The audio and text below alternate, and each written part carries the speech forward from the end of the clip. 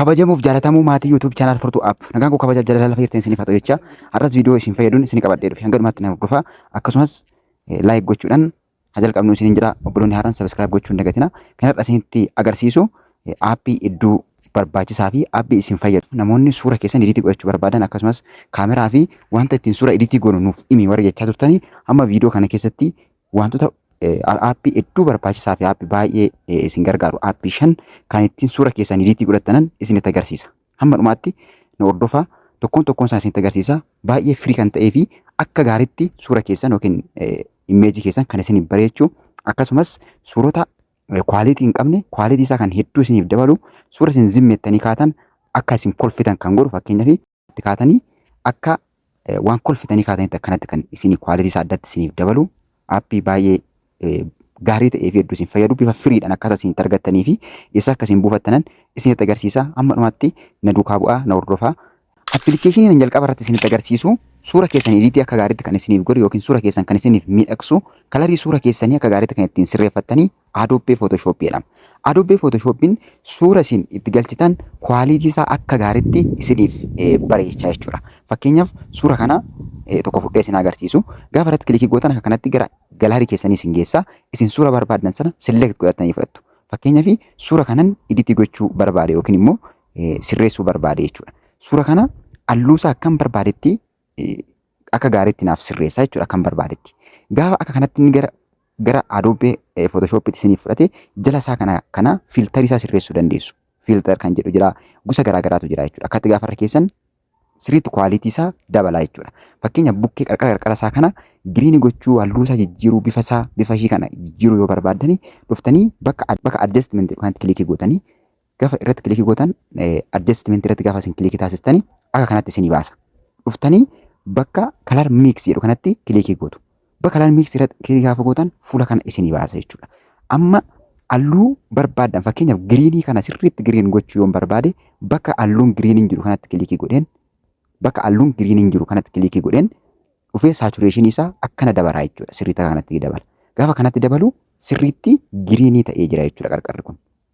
Sirriitti margi kun giriinii ta'ee jira jechuudha. Akkuma argitan akka barbaadanitti halluu kana keessaa kan barbaadan bifa isaa yookiin diimina halluu bifa fuula keessaa sirriitti diimessuu yoo barbaadan akka inni diimatu gochuu barbaadan asuma saturation isaa dabaltu jechuudha. Saturation isaa gaafa akkatti dabalaa deemtan sirriitti diimataa deemaa jechuudha. Bareedaa deemaa akka isin tolutti bifa bareedaa ta'een suuraa sirriitti bareechee isiniif kan isiniif hojjetu Adobe Photoshop kana jechuudha. Kana jala waan baay'eetu jira. Waan biraa waan hedduutu jira jechuudha. Sababa yeroo hin qabneef isin tokkoon salaalatti itti gargaarama. Yeroo waan hin qabneef ani biraan jaambi godha yookiin irra darbaa jechuudha. Tekstii barreessuu yoo barbaadan, istikarii yoo barbaadan, waan barbaadan isiniif hojjeta jechuudha aappiin kun. Dabalataan immoo wantoota irraa haqamuu qaban haquu yoo barbaadan sirriitti isinii hojjeta jechuudha. Aappiin kun guutummaa isaatti jechuudha. Boordarii isaa kirooppii gochuu yoo barbaadan kirooppii isaa sirriitti isinii hojjeta. Edda sirreeffattaniin booda dhumarra dhuftanii bakka daawunloodii mallattoon daawunloodii jirtu kana kilikii gochuudhaan salphaatti gara bilbila keessaniitti daawunloodii gootu jechuudha. Kun Adobe Photoshop. Inni lammaffaarratti isinitti agarsiisu immoo Snap Edit jedhama. Isirra kilikii gootanii gaafa gara keessaa seentanii fuula akka kanaa isinii baasa. Fuula akka kanaa isinii baasa jechuudha. Fuula kanaa isinii baasa remove object ALRT generator kan jedhu jira. Innaansiin jira, restoring jira, remove paging jira, textiin jira. Wantoota hedduu azzalaa qaba jechuudha. Kunis fakkeenyaaf objektii hin barbaachisne of biraa haquudhaaf akkasumas kwaalitii viidiyoo keessanii suura keessanii dabaluudhaaf suura kwaalitii hin qabne kwaalitii isaa ol guddisuudhaaf hedduu isin gargaara.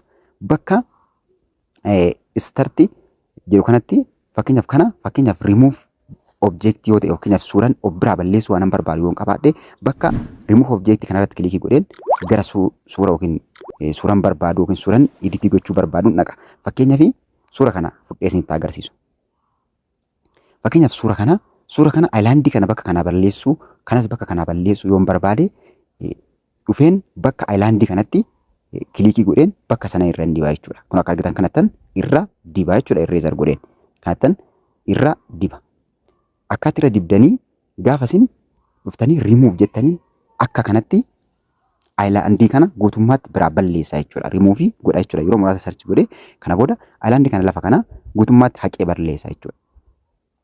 Sana qofa miti. Fakkii nama as jiru kanas biraa balleessuun akka gata laandii biraa kaasee jira jechuudha. Akkanatti kiliik godhee isin balleessaa fakkeenyaaf kanas biraa kaasuu yoo barbaadan akka kanatti suura sanatti akka hin buunetti waan biraa balleessuu barbaadan nama faana ka'e wal biraa balleessuu barbaadan waan barbaadan hundumaa akka kanatti irraa rimuufii gootu jechuudha. Dhuftanii bakka rimuufitti kiliikii gootu salphaatti rimuuf isiniif ta'a jechuudha. Kanatti rimuufii gootu kanatti gargaaramtu jechuudha. Kana qofa miti kanatti rimuufii godhee balleessee jira jechuudha. Iddoo kana gootaniin booda seefii godhachuu dandeessu bilbila keessatti. Kana qofa osoo hin taane fakkeenyaaf bira duwwaa ammas baak godhee isin agarsiisu. Fakkeenyaaf suuraa sirriitti akka miidhagu barbaadan yookiin immoo baakgiraawundi isaa akka jijjiiramu barbaadan akka barbaadanitti tekstii barbaadan barreessuu dandeessu jechuudha. Fakkeenyaaf innaayinsi kan jedhu kanatti kilikii yoo gootan suura kwaalitii hin qabne yookiin suura bareedaa hin ta'in akka inni sirriitti bareedu akka inni kwaalitiin isaa sirriitti tolu gochuu dandeessu jechuudha. Gochuu dandeessu. Fakkeenyaaf suura tokko fudheen isinitti agarsiisa. Suurum kana fudheen isinitti agarsiisa. Akka kanatti sarchi godhee piliis waayit jedhee suuricha sirriitti kwaalitii isaa ol dabala jechuudha. Suurri turee kwaalitii hin qabu yoo taate kwaalitii isaa akka ol guddatuuf isin gargaara jechuudha. Akka kanatti aftarii fi biifoor jedhee gara nagarasitti isiniif qooda jechuudha. Akka argitan kunoo inni jalqabaa kana fakkaata, inni lammaffaa immoo kana fakkaata. Jala isaa kan dhuftanii tokkoffaa irra riisartiin kan jiru kana sadaffaa irra gootu. Sadaffaa irra gaafa isin gootan iddoo bareedaa suura iddoo bareedaa fi kwaalitii qabu ta'a jechuudha. Fakkeenyaaf akka kana dibimmisaa inni ture gara kwaaliitiitti jijjiirama jechuudha. Suurri kun gaafa zuumii gootan iddoo bakka waan tokko ofirraa kan hin qabne akka waan footoshooppiidhaan qulleessitaniitti kan bareede isiniif ta'a jechuudha. Kanaan booda seefii godhattu.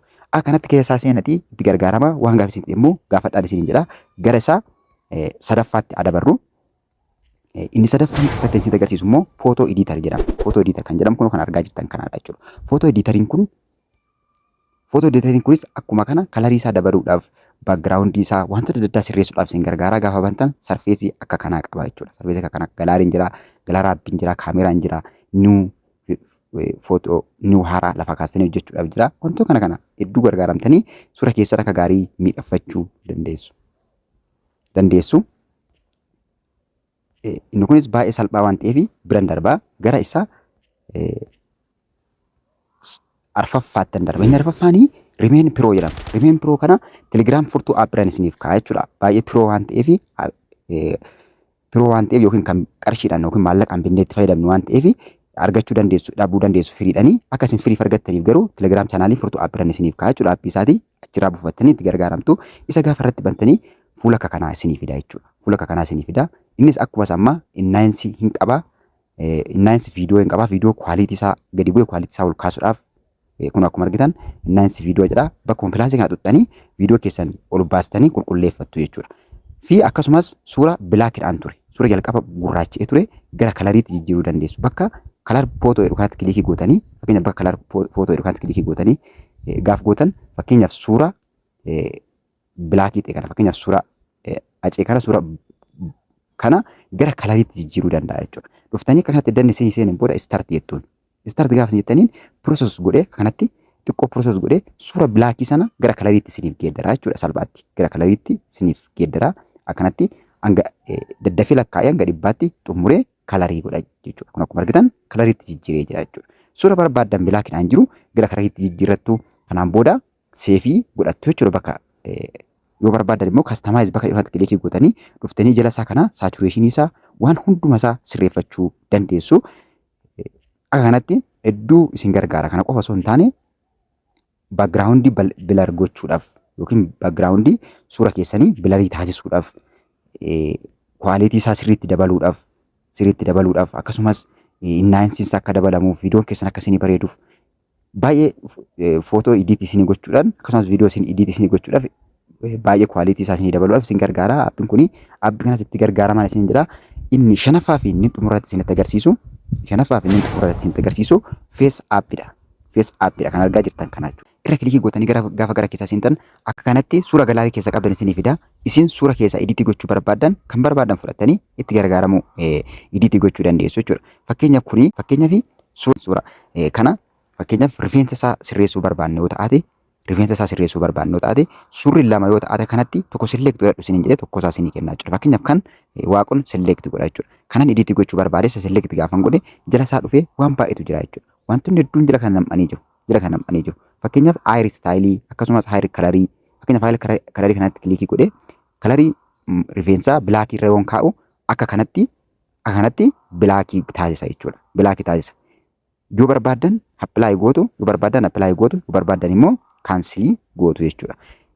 Kaansilii gootu. Fakkeenyaaf haayir istaayilii bakka haayir istaayilii jedhu kanatti dhufee haayir istaayilii irratti kilikii godhee fakkeenyaaf haayir istaayilii kana kan lammaffaa jiru kanarra gaafan kaa'u akka kanatti bilaakii taasisa jechuudha. Bilaakii taasisa. Barbaadu appilaayiin godha jechuudha. Appilaayi iddoo godheen booda ammas dabalee haayir kalarii isaa gara bilaakitti jijjiiruu ni danda'a jechuudha. Gara bilaakitti jijjiiruu ni danda'a. Akka kanatti suura dursa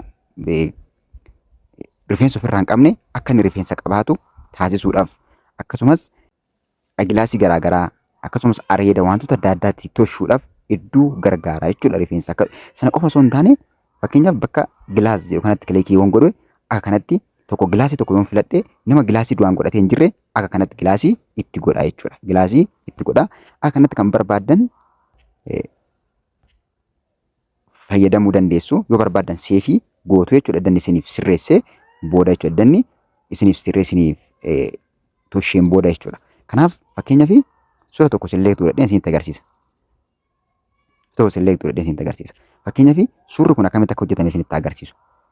Suurota kolfitanii hin kaane yookiin fakkeenyaaf suura kana akkanatti selektii godhatanii akkanatti selektii godhataniin booda suurri kun akka kolfu yoo barbaadan bakka ismeels jedhu kanatti kilikii gootanii bakka ismeels jedhu kilikii gootanii kan lammaffaa gaafa isin akkanatti keessan akkanatti suuruma du'aan kolfine akkanatti bareechee isiniif geeddara jechuudha. Ta'u effeektii uumaa irratti nuun jechuudha akkuma argitan kanatti isiniif sirreessaa dhuftanii appilaayi gochuu dandeessu jechuudha. Yoo halluu rifeensaa jijjiiruu barbaadan akka sirriitti gurraacha'u yoo barbaadan halluu rifeensaa sirreessuu yoo barbaadan akka gurraacha'u barbaadan bakka heer kalar bakka jedhu kanatti bakka halluu rifeensaa jedhu kanatti heer kalarii kanarratti kilikii gootanii dhuftanii bilaak irra kaa'uu dandeessu jechuudha. Gaafa isin bilaak irra keessan rifeensi hedduu gurraacha'aa jechuudha. Sirriitti hedduu gurraachee miidhagee argama jechuudha.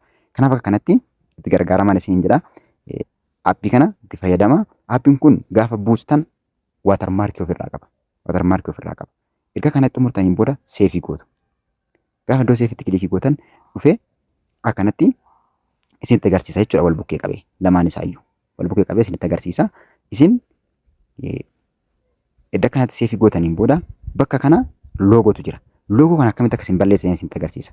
Edda kanatti seefii godhataniin booda keessaa baatanii gara app idiitti kan jedhu kanatti seentu jechuudha. Gara aappii isa kana adda seentaniin booda aappii isa kana keessa adda seentaniin booda remove object kan jedhu kanatti kilikii gootanii gara suura ammaa bira deemtu jechuudha. Suura ammaa kana bira deemtu dhuftanii suuricha sana selektii godhattu. Kanaan booda barreeffama face app jedhu kana irra kilikii gootanii akkanatti irra dibdu jechuudha. Kanatti irra dibdu. Akka kanatti irra dibdu. Gaafa kanatti dibdan remove isinii fida remove jettuun. Kanaan booda barreeffama sana bakka sanaa remove isiniif godha jechuudha. Remove isinii godha. Akkanatti remove object isiniin jedhee akkanatti kunoo balleessee jira jechuudha. Kanaan booda seefii gootu. Seefii godhattanii akkanatti bifa gaarii ta'een itti gargaaramtuun isiniin jedha. Aappichi isa kana fakkaata. Aappii kana bifa salphaa ta'een Telegram chaanaalii furtuu app irraa ni argattu. Kaan isaanii immoo Play Store jedhattanii buufachuu dandeessu. Aappiin har'a isiniif qabadee dhufe kana fakkaata. Hanga dhumaatti waan caqasatanii guddaa kabajamaa yeroo biraa barnoota biraan isiniif fidee dhufa. Nagaan naa turaa viidiyoo biraatiin wal agarra. Gaafii yoo qabaattan immoo koomentii irratti barreessaa. Yeroo gaarii obboloonni haaraan sabiskiraayib tuun qunas keessaan bayinaa nagaatti viidiyoo biraatti wal agarra. Nagaan naa turaa.